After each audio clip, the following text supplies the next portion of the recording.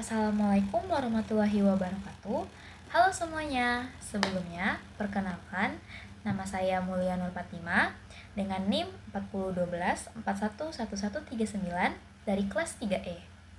Hari ini di mata kuliah Hukum Administrasi Negara, saya akan membahas kewenangan pemerintah. Nah, kenapa sih topik ini penting? Topik ini tuh penting karena semua tindakan pemerintah, mulai dari pelayanan administrasi hingga kebijakan besar, hanya sah jika didasarkan pada kewenangan. Tanpa kewenangan, keputusan bisa batal demi hukum dan merugikan masyarakat.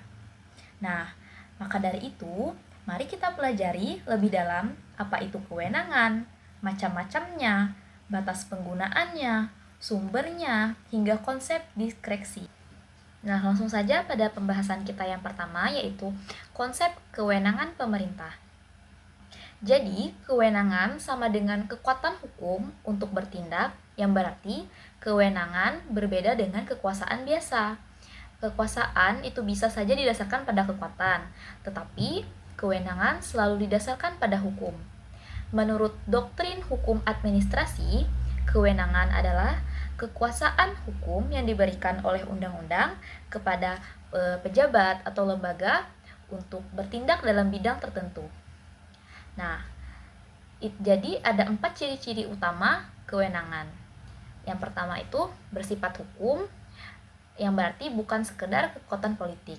Terus yang kedua, diberikan oleh peraturan perundang-undangan. Yang ketiga, mengandung hak sekaligus kewajiban. Terus yang terakhir, menimbulkan akibat hukum bagi masyarakat. Nah, contoh sederhananya seperti ini. Misalnya Dinas Kependudukan dan Catatan Sipil berwenang menerbitkan KTP. Jika kewenangan itu dilaksanakan, maka lahirlah akibat hukum berupa status kependudukan seseorang yang sah. Nah, selanjutnya langsung saja pada pembahasan yang kedua, yaitu perbedaan kewenangan dan wewenang.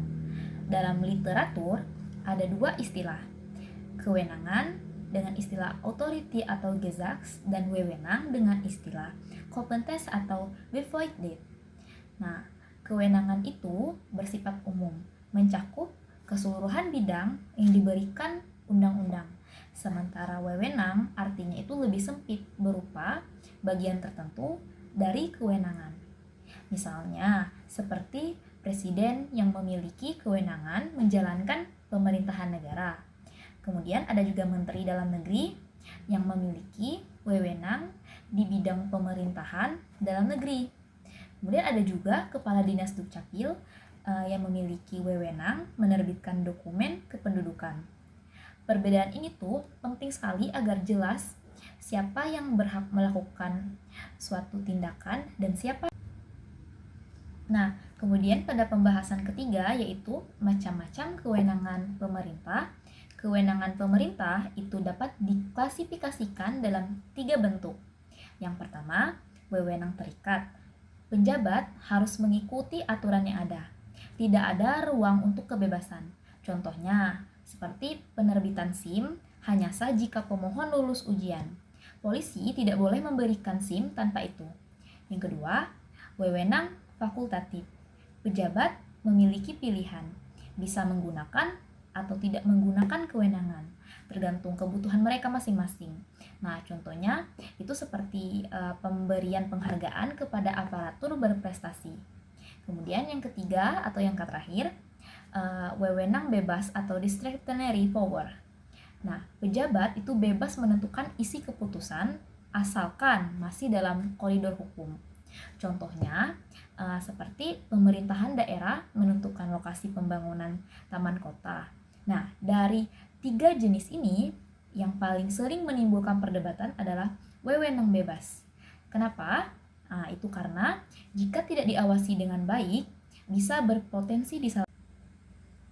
Langsung saja pada pembahasan keempat, batasan penggunaan kewenangan. Nah, walaupun pemerintah memiliki wewenang, penggunaannya itu harus tunduk pada batasan hukum. Yang pertama itu dilarang melampaui wewenang. Penjabat menggunakan kewenangan untuk tujuan yang berbeda dari maksud undang-undang. Contohnya, misal izin mendirikan bangunan dipakai untuk keuntungan pribadi. Itu tidak boleh. Terus yang kedua, dilarang tanpa wewenang. Tindakan dilakukan tanpa dasar kewenangan yang sah. Yang ketiga, dilarang mencampur adukan wewenang. Nah, penjabat dari satu bidang bertindak pada bidang lain yang bukan ranahnya, itu tidak boleh. Jika ketentuan ini dilarang, tindakan pemerintah bisa batal demi hukum dan penjabat dapat dikenai sanksi administrasi, perdata, bahkan pidana. Selanjutnya, di pembahasan kelima, yaitu sumber kewenangan.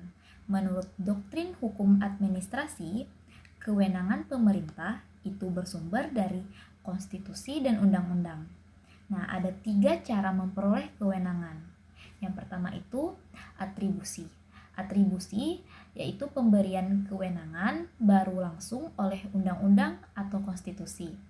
Contohnya ada di pasal 4 Undang-Undang 1945, memberikan kewenangan kepada presiden untuk menjalankan pemerintahan.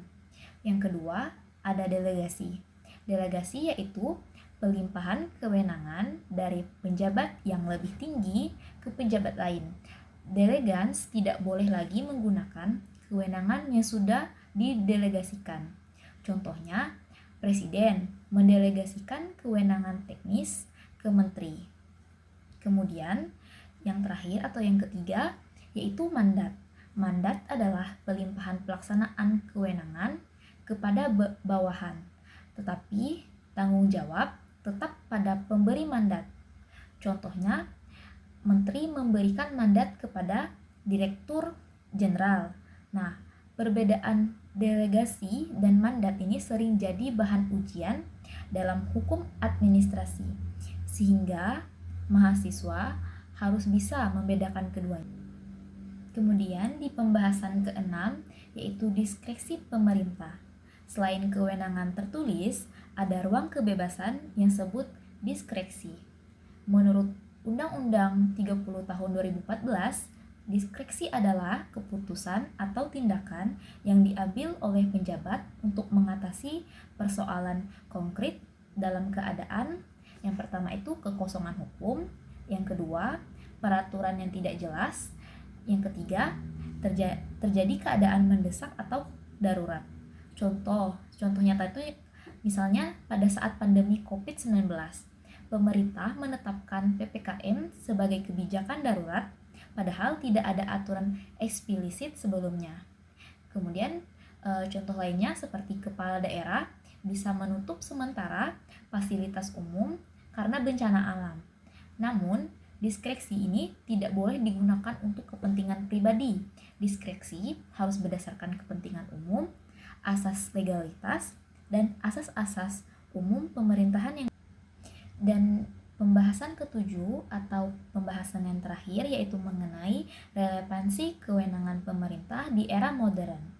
Di era welfare state atau negara kesejahteraan, kewenangan pemerintah itu semakin luas. Pemerintah tidak hanya menjaga keamanan, tetapi juga mengurus pendidikan, kesehatan, lingkungan, hingga pelayanan digital. Nah, oleh karena itu, pemahaman tentang kewenangan menjadi semakin penting agar masyarakat dapat mengawasi tindakan pemerintah dan mencegah terjadinya penyalahgunaan kewenangan. Nah, berarti dari 7 pembahasan tadi dapat disimpulkan bahwa kewenangan pemerintah adalah dasar legalitas setiap tindakan negara.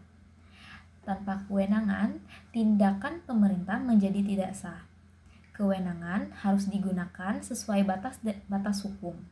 Kemudian, sumber kewenangan bisa dari atribusi, delegasi, maupun mandat. Dalam kondisi tertentu, penjabat bisa menggunakan diskresi, tetapi tetap dengan pertanggungjawaban hukum. Dengan memahami hal ini, kita tidak hanya tahu bagaimana pemerintah bekerja, tetapi juga bisa kritis mengawasi apakah pemerintah sudah bertindak sesuai hukum atau tidak. Terima kasih sudah menyimak video ini. Jika ada kesalahan kata, saya mohon maaf. Akhir kata saya ucapkan, wabillahi taufik wal hidayah. Wassalamualaikum warahmatullahi wabarakatuh.